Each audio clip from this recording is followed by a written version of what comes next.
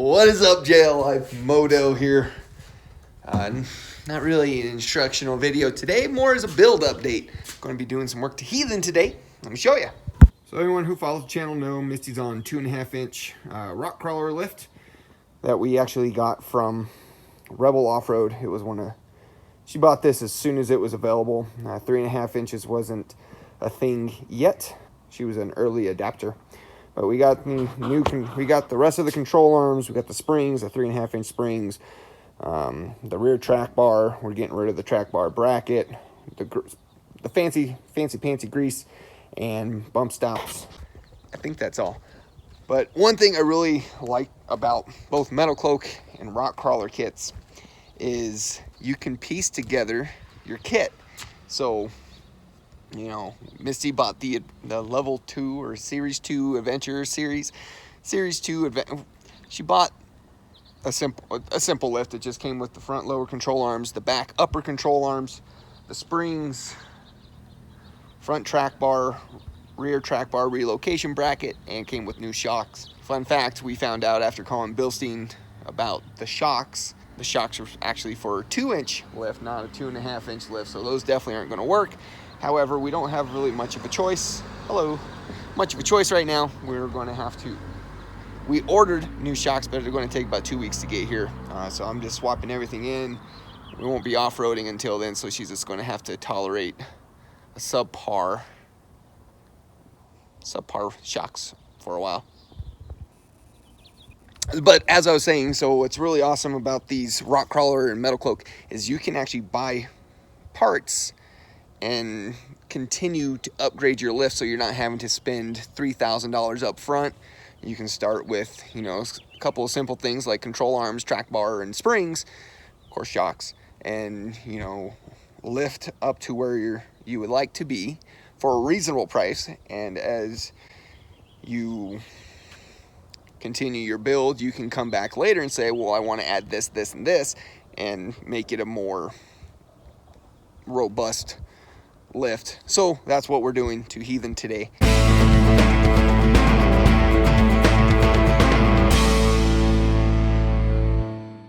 I'm curious what's going to sit higher, 3.5 inch Rock Krawler or 3.5 inch Metal Cloak. I don't have the full Metal Cloak lift. Mine's actually kind of just all over the place in parts, but it works really well. But I'm curious. I do have the Metal Cloak springs and Rock Sport shocks, so we'll see. So we actually, me and Misty put our Jeeps in a car show this last weekend. There was only like 3 Jeeps there. Everything was just kind of sporty road cars. But when I was detailing her Jeep, I put some of that plasticine on her steering wheel. Oops, it's really slippery. Don't do that. Oh man. I'm curious. Let's see what Misty's lift is at now. Oh, this offset. So we'll measure it off of ground clearance from the bottom of the slider. So she's just, she's at 20. So this will be the number to beat. Oh, you like my new hat? I like hats. Hides my bald spot. So the way I like to do my lifts is one side at a time. Obviously, when I take off the tires, little pro tip, but put the tire underneath the Jeep behind the jack stand. Just give you extra security in the event your jack stand fails. Of course, don't plan on it happening, but you definitely don't want to be caught under the Jeep if something were to fail while holding it, because that would be bad. And of course, I'm just paranoid. I've once seen someone's head crushed being underneath a Honda with a scissor jack. And he was, and of course the scissor jack gave out, and Hondas don't have clearance. But, pro tip, save your head. And of course, when we're doing this, we want to make sure it's high enough to give us as much sag in the axle as possible. As much sag in the axle as possible, just to make it easy. I don't want to use spring compressors And you don't need to use spring compressors with the Jeep. It's just all a matter of loosening the correct things. And so just kind of give you an idea of how flexy Rock Krawler's lifts are.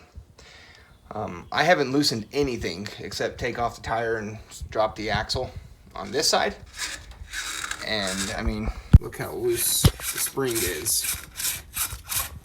Super flexy that it can actually drop this far with everything attached.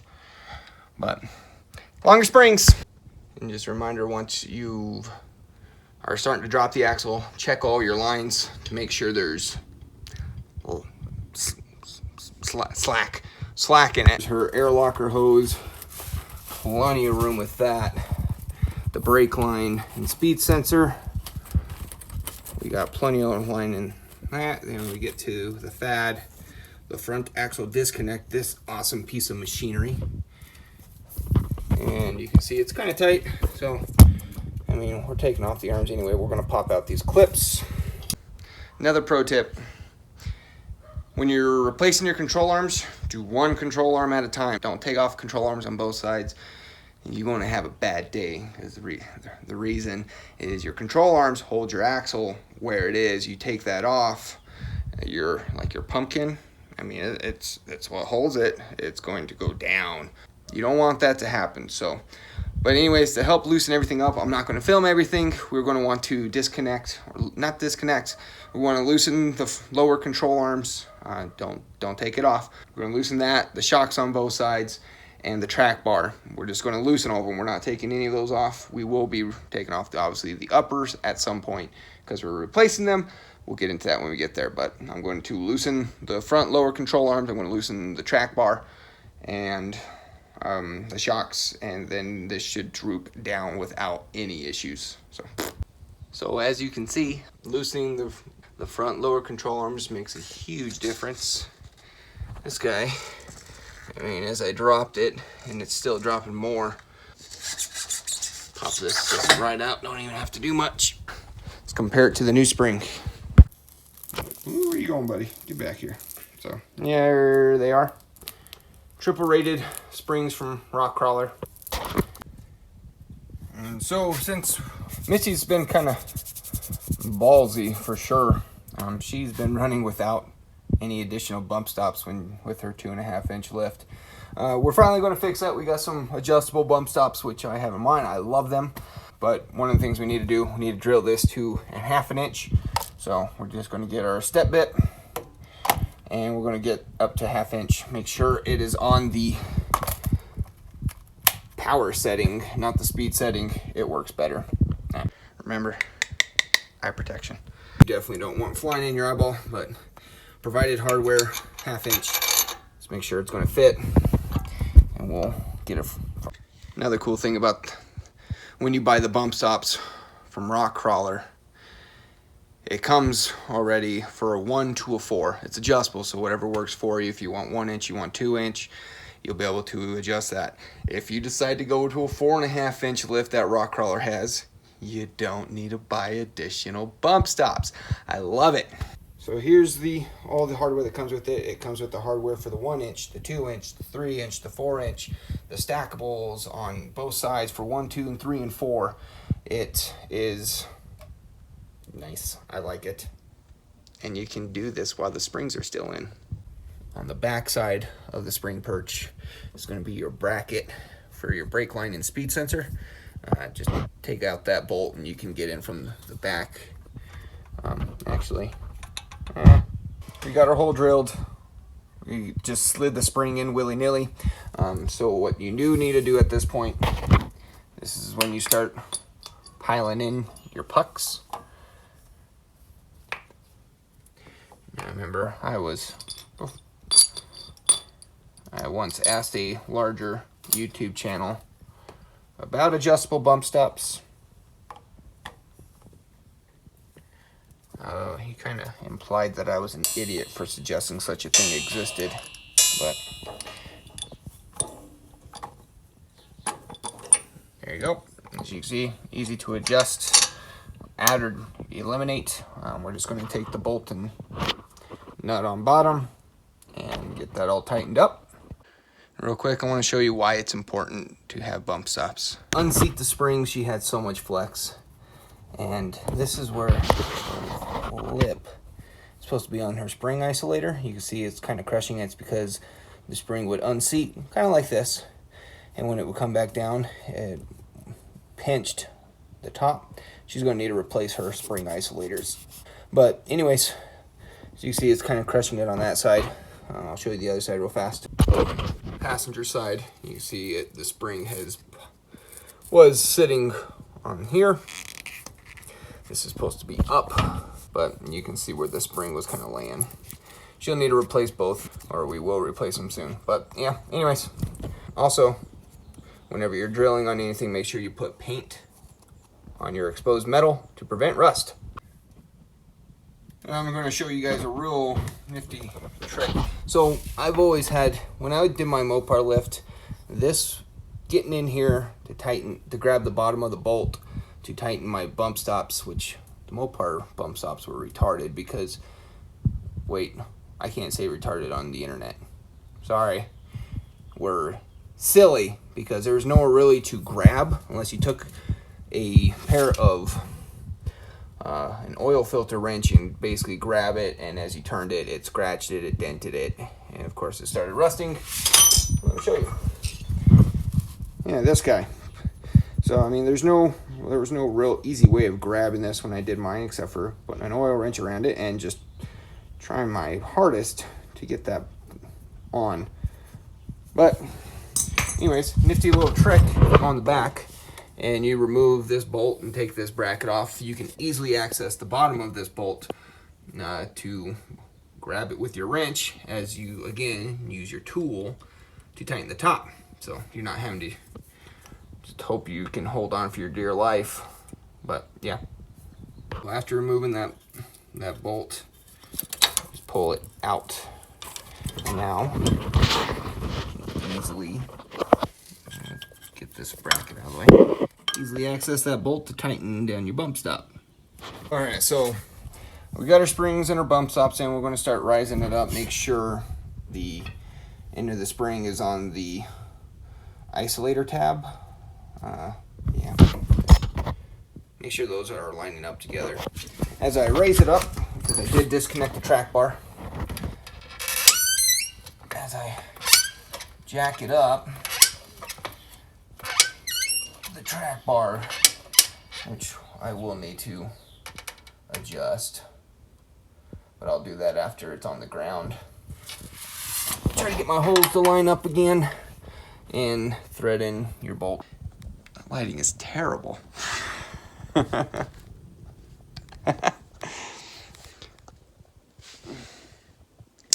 So we're going to work on switching out the control arms now. I prefer the tires on the hubs when I'm doing this, just because I'm paranoid one day that it's going to fall on me, and I'd rather just have the tires there to keep me safe. I mean, you can always jack up the axle from that point if you need to. But again, I'm going to throw the tires back on, and we're going to swap out the top one, and we're going to drop the bottom one just to make longer because we are going higher. This is why it is so crucial when you're buying lifts to get lifts with adjustable control arms, because if this was fixed, she would have to replace this control arm, though there is nothing wrong with it, and it just seems like a waste of money. And if it's adjustable, you can just lengthen it and not need to replace it. So let's go ahead and throw the tires back on. Front's all done. I haven't torqued anything yet, but we're all squared away up front. So we're going to move to the back. You guys remember the video we did of the exhaust? You know, one of the biggest things I love about it? So much more room for activities. I mean, you can just sit under here. We're loosening up everything, the control arms, the shocks. We're going to swap out the springs, swap out the lower control arms in the back.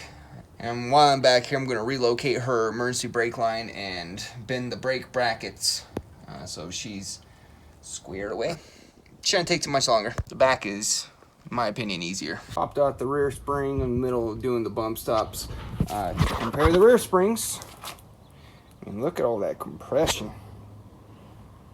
Holy moly. And we're making pretty good time today. So we got our new springs in. We got our 1-inch bump stops. I did want to do at least 2 inches in the back. However, I don't have a socket to fit where I need it to go. So next what I'm doing, I'm going to reroute Misty's emergency brake lines. I've already bent her brake brackets up to give a little bit more slack. I'm going to reconnect the sway links. And then I'm going to do her lower control arms swap. And it should be done once I reconnect her shocks. Torque everything down up front and in the back. We'll compare her 3.5-inch Rock Krawler to my 3.5-inch metal cloak.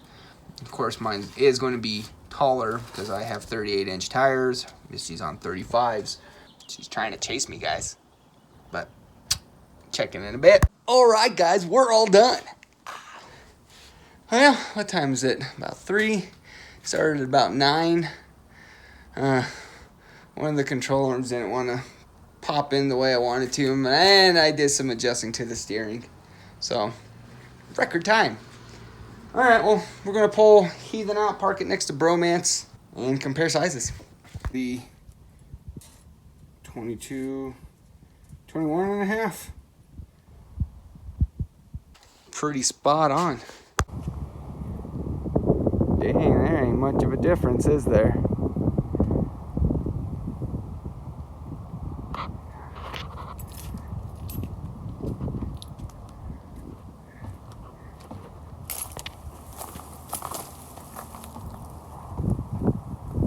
That looks good. I mean, again, she's like barely under Bromance.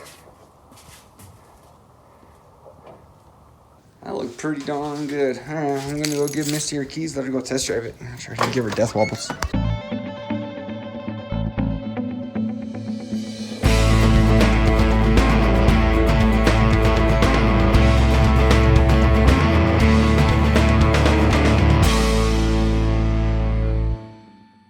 Man, now she's on the same lift as me. I won't get as many compliments. I mean, I could just get a bigger lift. She'd be mad. She will never find out. I'll just do it in secret.